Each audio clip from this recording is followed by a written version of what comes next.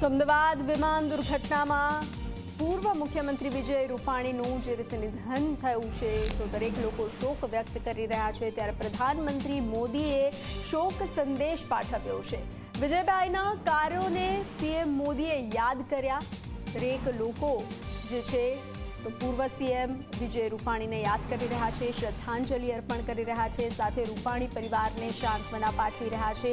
જે રીતે અચાનક આ દુર્ઘટના ઘટી તેમાં રાજ્યના પૂર્વ સીએમ જે છે તે મોતને ભેટ્યા છે, તો અમદાવાદમાં વિમાન દુર્ઘટનામાં તેમનું મૃત્યુ નિપજ્યું છે।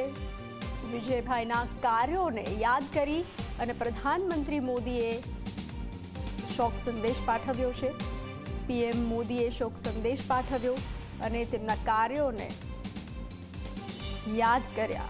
તો તેઓના નિધનથી રાજકીય શોક જોવા મળી રહ્યો છે। દરેક નેતાઓ એક બાદ એક તેઓને શ્રદ્ધાંજલિ અર્પણ કરી રહ્યા છે, વિજયભાઈના કાર્યોને યાદ કરી રહ્યા છે।